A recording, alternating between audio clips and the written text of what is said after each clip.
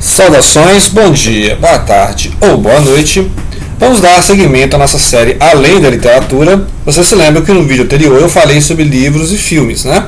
Hoje vamos falar sobre séries, né? Séries que estão aí disponíveis em 2022, séries que estão continuando, séries que estão começando. E já vou logo dizendo que eu não vi séries da Marvel, né? Nós tivemos séries da Marvel esse ano, que foi a She-Hulk, a Miss Marvel, o Cavaleiro da Lua, teve um filme do Thor, também não vi. Talvez eu veja Wakanda Forever, né? O último que eu assisti foi alguns trechos do Arif e alguns trechos do... E aliás, o Loki. Loki, que foi do ano passado, né? Loki, o irmão do Thor. Então o Thor tá na linha mais comédia, né? A linha assim do Guardiões da Galáxia, tá na linha mais comédia. Então já vou logo dizendo, não vi Marvel, não tô muita paciência pra Marvel, né? Tá muita fantasia, muito... Agora, tem uma paródia da Marvel que é o The Boys, que eu também não vi. Eu fui pensando, vamos ver a Marvel, vou ver o The Boys, porque é uma paródia, né? O The Boys é da Amazon Prime Video. E, assim, é uma paródia mesmo dos heróis da DC da Marvel, né? Beirando o escatológico, né? Beirando o gore, né? O noir, sei lá, né? O trágico, o cômico, sei lá. Então, assim, não tive paciência de ver o The Boys também. São 3 temporadas, né? É difícil de acompanhar, assim. Então, não tenho paciência de super-herói, não. Não tô aguentando nem Marvel, nem DC, nem The Boys. Outro que eu não vi foi o Love, Death and Robots. Não vi, a não ser um episódio, que é o 9º, né? Que é o Jibaro. O Jibaro é de um diretor mexicano. Vamos ver o nome dele aqui, ó. Alberto Miego. E ele fez interessante, porque ali os conquistadores espanhóis chegando aqui na América, né? Possivelmente no México, e se deparam com uma sereia lá, e aí, fantástico o vídeo, assim, né? Geralmente o Love, Death and Robots são animações, assim, vários tipos de animações, né? E essa animação é sensacional, assim, acho que foi o único que eu vi, e já, o Love, Death and Robots está na 3ª temporada, né? Então tem 19, 21 e este ano. Outro que eu certamente não vou ver, mas já vi alguma, que foi a primeira temporada do Handmaid's Tale, né, que é o conto da Aya, que é baseado naquele romance de 85 da Margaret Atwood. Eu vi a primeira, eu li o livro em 2018, vi a primeira temporada em 2018, mas eu ando acompanhando os trailers e, assim, a série é muito angustiante, né? É tipo aqueles livros que não, tipo a Crônica da Casa Assassinada, é um livro que eu sei que eu não vou ler, né? É um livro muito angustiante. Esses filmes, o livro da Margaret Atwood eu li todo, tranquilo, mas a série é muito mais dramática, tem muito mais pormenores, né? Então a carga dramática, angustiante é muito maior, porque é um mundo totalitário em que a condição da mulher é péssima, né? Assim, a submissão completa da mulher é um regime patriarcal total, né? Mulher não pode escolher nada, e é baseado uma certa leitura da fé cristã fundamentalista, né? Tipo assim, como se os talibãs tomassem o poder nos Estados Unidos, mais ou menos isso, né? Então, fica a dica do conto da Aya, mas eu não vi. Outra que eu acompanhei até um certo momento foi Outlander. Outlander mostra uma viagem no tempo, né? De ingleses e escoceses que viajam no tempo, né? Então a inglesa que voltou da Segunda Guerra, aí foi lá para a Escócia. Depois, na segunda temporada, vai nas intrigas na França, né? A guerra civil na Escócia contra a Inglaterra. Aí depois vai para os Estados Unidos, né? E aí eu acompanhei até 2020 ali com os Estados Unidos, os índios, os colonos. E agora a atual temporada desse ano está na Revolução Americana, né? Aquela guerra dos americanos contra os ingleses. E aí conseguiu o apoio dos índios, né? Conseguiu o apoio dos escoceses, dos irlandeses que estão ali fazendo a América. Então não sei se eu vou ver desse ano, mas a primeira, a segunda e a terceira foi legal, sim. Eu acompanhei em 2020, foi interessante. Então o que mais a gente pode falar dessas séries? Strange Things está na 4ª temporada, não vi, já vi uma cena ou outra, mas essa volta aos anos 80, né? Que o pessoal está adorando essas séries de época, mas eu não vi Strange Things. O que mais a gente pode falar aqui? Sandman é uma série interessante que é baseada naqueles quadrinhos, né, do Neil Gaiman, e tem vários arcos dos quadrinhos, né, uns 3 ou 4 arcos que eles vão adaptando. Fizeram 11 episódios e eu lembro da cena do inferno, né, a cena do inferno que tem lá um diabo estilizado, né, e é mais uma batalha verbal mental, né, assim. Então agora interessante essa imagem, a imagem do inferno é mudando de acordo com a literatura, né? De acordo com a época, com a mitologia, né? Será que existe inferno? Que muitos acreditam no inferno, né? Então é interessante essa ideia do mais um diabo estilizado na ficção, né? Eu acho paródico, né? Eu acho essas ideias do inferno, do diabo ali, muito meio paródia, mas a cena é forte, né? Porque tudo acontece mentalmente, são palavras, não tem nenhuma coisa física, né? Assim, são todas sugestões e é um duelo total de imagens. A cena foda, inclusive é a única cena que eu lembro, né? Assim, ou então aquela que o cara acha que venceu o sonho e aí ele tá na mão do sonho, assim, né? Muito bem, outras séries que está rolando muito é do Star Wars, né? Star Wars sempre tem uma série, já fizeram a série do Kenobi, do Mandalorian, né, do Boba Fett, né? Não acompanhei, assim, uma cena ou outra, ou comentários na internet, mas fui ver esse do Andor, né? Andor foi interessante, tem um pouco de política, né? Como é que a Aliança Rebelde se estrutura contra o Império. Porque eu gosto, assim, de Star Wars, principalmente o primeiro filme que eu vi, que foi de 1980, que é o Império Contra-Ataca. Foi o primeiro filme que eu vi. E aí eu voltei a ver os outros, né? Não gostei assim, muito das outras adaptações, sequências, né? Eles fizeram voltando e no futuro, fizeram a nova sequência, então não acompanho muito assim, não sou especialista em Star Wars e tal. Mas o Andor, a questão política foi interessante, né? Ali, quem lembra do Rogue One tem lá o Cassian Andor, que é tipo um infiltrado lá, né? Que é o Diego Luna, um ator mexicano. E aí parece, esse filme do Andor, essa série, né? Parece uma série assim de prisão, uma série bem Blade Runner, de ficção científica, né? Futurista. Então é interessante essas várias linguagens que, por exemplo, igual o Mandalorian parece faroeste, né? Então tem uma coisa assim meio faroeste sci-fi, né? Então é interessante como é que o Star Wars consegue. O Kenobi é mais o fanservice, né? Aí aparece lá o Darth Vader, tem um duelo com o Kenobi, né? Tem dois duelos com o Kenobi, aí o Kenobi perde, depois o Kenobi vence. Mas aí eu achei mais o Kenobi. Tentaram fazer uma coisa assim para atrair fã, né? Mas o Andor eu acho assim, que você nem precisa ter muito conhecimento de Star Wars, mas um pouco de os bastidores da política, né? Como é que o Império conseguiu manter o poder, né? Depois como é que a Aliança Rebelde se estruturou e como é que vai fazer frente ao Império, né? Então é aquela ideia básica do George Lucas, né? Um pequeno grupo vencer um grande império, né? E o Império Galáctico já tem ali desde a fundação, né? Do Asimov, fizeram a série do Asimov, fundação, que tem o Império Galáctico, tem que é baseado no Império Romano, né?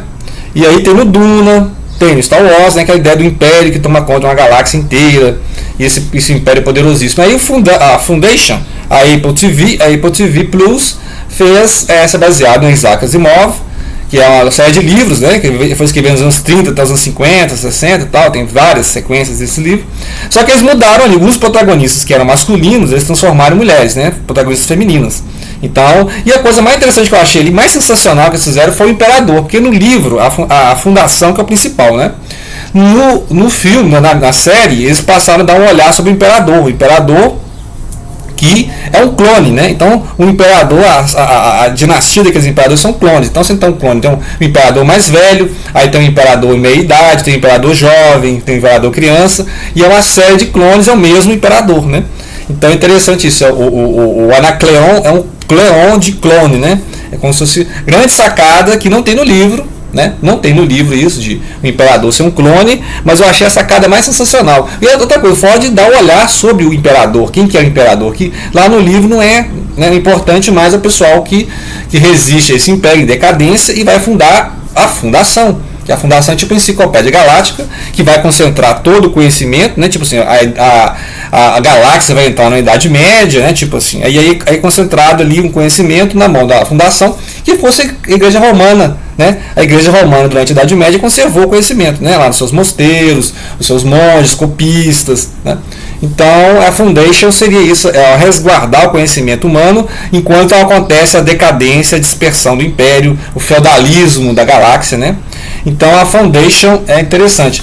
Então vamos lá, fantasia, mas fantasia, então, né? Game of Thrones teve um spin-off que é o House of the Dragon, 10 episódios da HBO, né, claro. E falando lá dos Targaryens, os Hightowers, né? Isso antes, séculos antes daquelas guerras lá do Baratheons, dos Lannister, dos Starks, né? Eu dou um destaque ali para a rainha que nunca foi, que é a Rhaenys Velaryon, interessante, a rainha que nunca foi, que é a presença feminina. Inclusive ali a grande treta ali é que não pode ter rainha, né? Não pode ter rainha, as mulheres não podem governar o Westeros, né? E a melhor cena que eu achei foi no episódio 7, o menino lá, o filho, né, o príncipe Aemond, vai domar a dragão imenso, assim, uma cena fantástica, a melhor cena que eu lembro, assim, né? Tem outras cenas lá de batalha e tal, mas essa cena emblemática do menininho lá enfrentando, assim, tentando domar um dragão imenso, assim, uma coisa, parece uma montanha com asas, né? Então, e o outro que é da Prime Video é o Lord of the Rings, o Ring of Power. O Ring of Power é o spin-off lá, contando acontecimentos antes do Hobbit no Senhor dos Anéis, né? Então tem tem o Hobbit, que foi feito depois lá do Lord of the Rings, tal, e fizeram agora antes. Aí tem algumas mudanças ali, né? Muita fantasia, tem uma forçação de roteiro, né? Pouco segue o Tolkien, né? E a Galadriel é uma guerreira, então gerou uma polêmica isso. A Galadriel, que é aquela senhora da magia que a gente vê lá nas trilogias, as duas, né, do Hobbit e tal. A Galadriel aqui, ela é uma guerreira, né? Então a Girl Power, né? A famosa cena de Girl Power, igual essa trilogia que teve do Star Wars lá, que a menina que é a protagonista. Mas assim, não tem nenhuma cena assim que emblemática, não sei da erupção, né? Os caras conseguem fazer a erupção do vulcão onde vai ser gerado o anel, lá em Mordor, né? Mas assim, não foi um grande destaque. Assim, eu prefiro o House of the Dragon do que o Ring of Power. Apesar que eu sou mais fã do Tolkien do que da série do Game of Thrones, né? Do George Martin. Eu prefiro mais o Tolkien, tá? Vamos lá então para a melhor série do ano. Melhor série do ano é Ruptura da Apple TV, que é 9 episódios em que é aquela mistura de The Office com ficção científica. Imagine que você vai ter, assim, ao chegar no serviço, apagada a sua memória do dia a dia e você vai trabalhar. Aí você executa o seu trabalho, né? Vai lá, sua rotina de trabalho, seus colegas de trabalho, e aí ao terminar o dia de trabalho você apaga a mente do trabalho e volta a ser o seu cidadão comum do dia a dia, dos happy hours e tal. Então você vai ter o quê? 2 vidas, porque você não vai saber o que acontece no serviço e você não serviço não vai saber o que acontece na sua vida do dia a dia. Então imagina a ruptura que está falada aqui no título, né? A ruptura, a severance, é justamente esse corte. O cara passa lá na máquina, pronto, é outra pessoa. Então ele é uma pessoa no escritório. Por quê? Porque ele tem uma série de construtos, pessoas que ele convive, trabalhos que ele executa, e na vida fora do trabalho ele é outra pessoa, porque aí outras pessoas, de repente até pessoas que com ele trabalham, mas ele não lembra, e ali ele tem outros trabalhos cotidianos, então são 2 pessoas. E aí é o seguinte, como é que vai ser essas pontes? E os problemas que se causam na sociedade por ter pessoas com 2 personalidades, né? 2 personalidades, ou seja, sem saber, ou seja, o que a pessoa faz fora do serviço, né? Muitas vezes a pessoa vai para esse trabalho, né, com a mente apagada para se esquecer, né, se livrar de um problema externo. Então eu quero trabalhar, né, aquele tempo que eu passo trabalhando, aquelas 8 horas que eu passo trabalhando, eu vou esquecer meus problemas do cotidiano. Mas assim, só que vai acumulando os problemas, né? Não resolve, vai acumulando os problemas. Então a série gira em torno disso, tem muita coisa metafísica, né? Ou seja, o que faz a pessoa ser a pessoa, né? As memórias, então eu sou um conjunto de memórias ao longo do tempo, mas se eu perder essas memórias, eu deixo de ser eu. O eu é apenas uma ficção que eu conto para mim mesmo, né? Então eu acho a melhor série do ano é a Ruptura. Recomendado, sim, né? Essa ruptura mental, essas duplas personalidades, e fora os mistérios que acontecem ali, né? Quem que idealizou isso, né?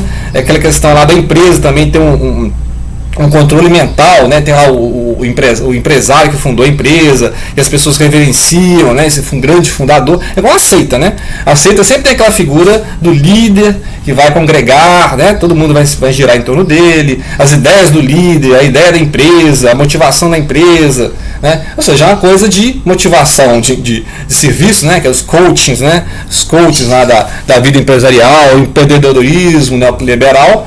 E aí está a crítica nessa série, a Ruptura, que eu considero, assim, de todas as séries que eu vi, que eu não vi, as séries que eu não vou ver, né? Ou talvez ainda veja, igual eu falei, o Outlander talvez eu ainda veja, o Conto da Aia talvez eu ainda veja, né? Vamos ver aqui. Mas do que eu vi, a Ruptura é a melhor série deste ano. Ok? Obrigado pela atenção. Aguardem outros além da literatura. Claro, compartilhem.